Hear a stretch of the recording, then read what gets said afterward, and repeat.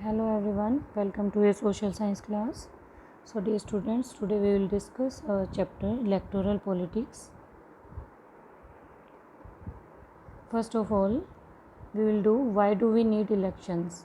Last video में मैंने आपको बताया था why do we need elections. कुछ स्टूडेंट्स की क्वेरी थी कि मैम एक बार और एक्सप्लेन करो, तो इसलिए मैं ये दोबारा करवा रही हूँ.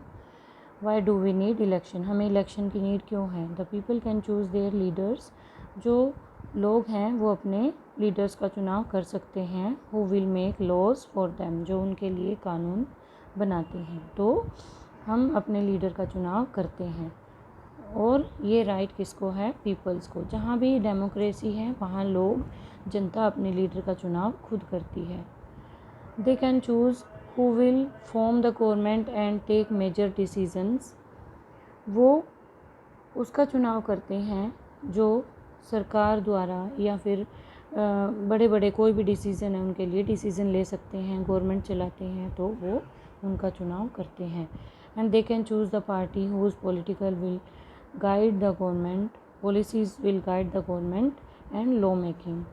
वे क्या करते हैं कि ऐसी पार्टी का चुनाव करते हैं जो उनके लिए पॉलिसी बनाती है और उनको उनके लिए गाइड करती है, जो उनकी पॉलिसीज़ उनको अच्छी लगती हैं, जिस गवर्नमेंट की जो जनता के फेवर में है, जो उनके लिए अच्छे काम करेगी, तो उनकी पॉलिसीज़ को देख के ही जनता उस गवर्नमेंट का चुनाव करती है जो उनके लिए नियम और कानून बनाती है.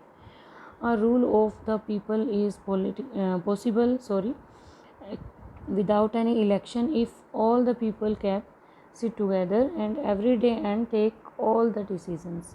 जो रूल है ये पॉसिबल है कि कोई भी इलेक्शन बिना किसी यानी कि जनता के, अगर जनता इकट्ठी होकर इलेक्शन में पार्टिसिपेट नहीं करती तो कोई भी डिसीज़न लेना इम्पॉसिबल है. तो एवरी डे तो जनता क्या है कि इकट्ठे बैठती है और क्या करती है, किसी भी इलेक्शन में पार्टिसिपेट करती है और अपने लीडर का चुनाव करती है और सभी फैसले लिए जाते हैं.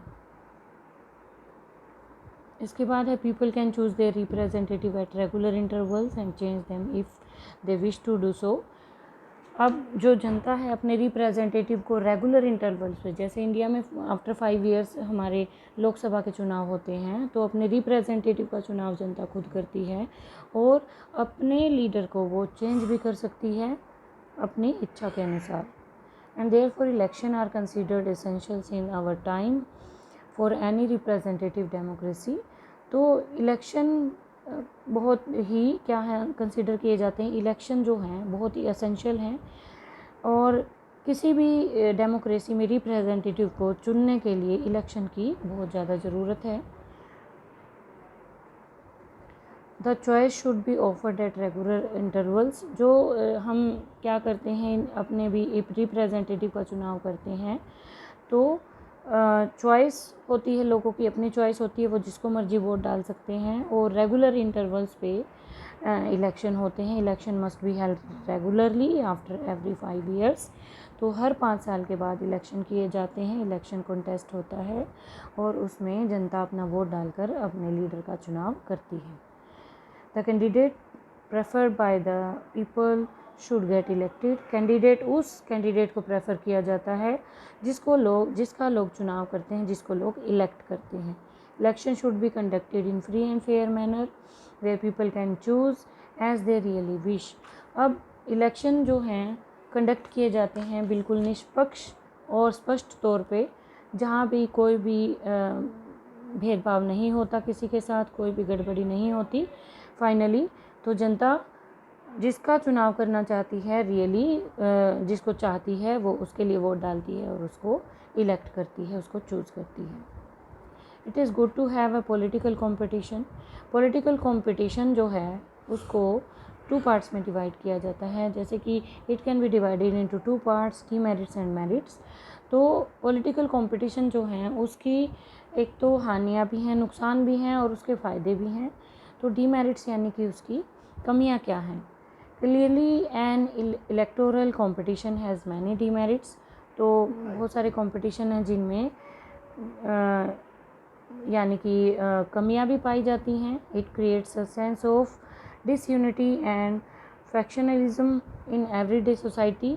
अब ये क्या करता है, डिसयूनिटी जनता के अंदर, इसके अंदर डिसयूनिटी लेके आता है, क्योंकि कुछ लोग किसी और पार्टी का चुनाव करने में या फिर किसी दूसरी पार्टी को जिताने में खुश हैं, तो कुछ लोग दूसरी पार्टी में, तो इसलिए कोई अपोजिशन पार्टी में है के फेवर में है, तो इसलिए जनता क्या है, आपस में बट जाती है। तो डिसयूनिटी और आपस में उनमें क्या आ जाता है, दूरियां पैदा हो जाती हैं, फैक्शनलिज्म क्रिएट हो जाता है सोसाइटी के अंदर।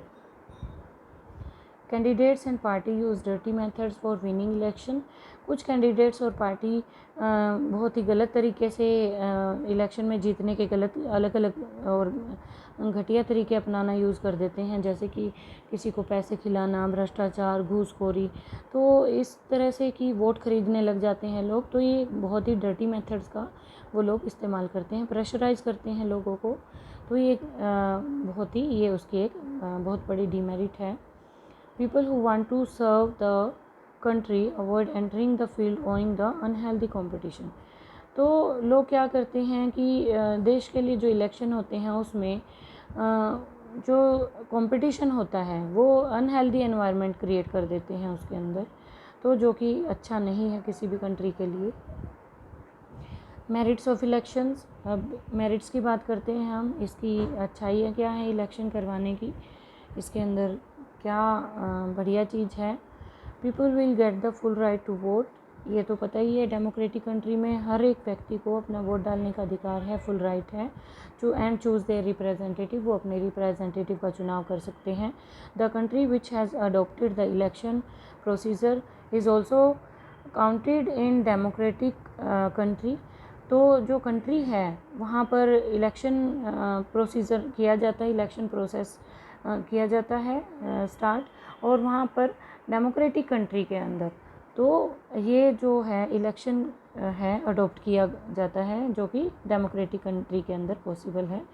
It helps to elect representative to go out and serve the country and countryman. तो ये कोई भी रिप्रेजेंटेटिव का अगर हम चुनाव करते हैं तो उसकी हेल्प करता है कि वो अपने देश के लिए, देश की सेवा करे और अपने देश के लिए कार्य करे। And after the people get the right to vote they are considered as equal. तो सभी व्यक्तियों के पास राइट टू वोट है, तो सभी को इक्वल बराबर समझा जाता है, सभी को वोट डालने का पूर्ण अधिकार है। तो एक वोट सबके पास है और उसकी बराबर वैल्यू है।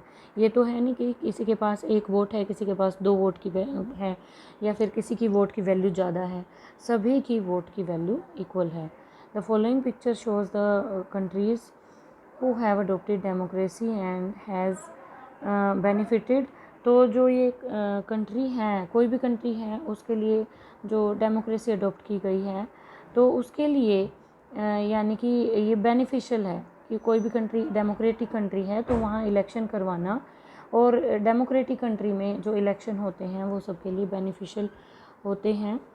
And what is our system of election. अब हम बात करते हैं हमारे यहाँ इंडिया में इलेक्शन का क्या सिस्टम है। इलेक्शन में हमारे यहाँ लोकसभा और विधानसभा के इलेक्शन होते हैं। Lok Sabha and Vidhan Sabha election are held in India every 5 years. हर 5 साल के बाद लोकसभा और विधानसभा के इलेक्शन करवाए जाते हैं। Lok Sabha election is called the general election. Lok Sabha के जो इलेक्शन होते हैं हर 5 साल बाद होते हैं, उनको जनरल इलेक्शन कहा जाता है, जो कि हमारे सेंट्रल लेवल पे किए जाते हैं, जिसमें प्राइम मिनिस्टर का चुनाव किया जाता है, उसको हम लोकसभा के इलेक्शन बोलते हैं। And there are certain election that are conducted in the particular constituency on to the death and resignation of a member, these are called by election. अब जो बात करते हैं कि यहाँ पर जो इलेक्शन करवाए जाते हैं, जो विधानसभा के इलेक्शन होते हैं, अब इंडिया इतना लार्ज कंट्री है, इतनी पॉपुलेशन है, तो हर एरिया के अंदर, मैंने लास्ट वीडियो में आपको बताया था कि जैसे हरियाणा का मैंने एग्जांपल दिया था कि यहाँ पर जैसे कॉन्स्टिट्यूंसी की बात करते हैं, हर एरिया की अपनी कॉन्स्टिट्यूंसी होते हैं, हर कॉन्स्टिट्यूंसी से एक कैंडिडेट का चुनाव होता है, तो फिर वो सभी मिलकर क्या करते हैं, प्राइम मिनिस्टर का चुनाव करते हैं।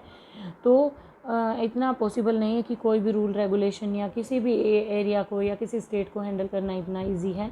तो विधानसभा के जो इलेक्शन होते हैं वो हमारे यानी कि स्टेट इलेक्शन कहलाते हैं, यानी कि हर स्टेट से इलेक्शन कराए जाते हैं और वो हमारे क्या हैं, विधानसभा के इलेक्शन होते हैं। और जो बाई इलेक्शन की हम बात करते हैं, बाई इलेक्शन क्या है, जो बीच में टाइम पीरियड के बीच में अगर किसी की डेथ हो जाती है किसी भी कैंडिडेट की, या फिर किसी ने किसी कारणवश रेजिग्नेशन कोई दे देता है, तो वहाँ पर दोबारा से टाइम के बीच में ही पूरा टाइम होने से पहले इलेक्शन करवाए जाते हैं, उसको बाई इलेक्शन कहा जाता है। So dear students, we will continue our chapter in our next video. Thank you.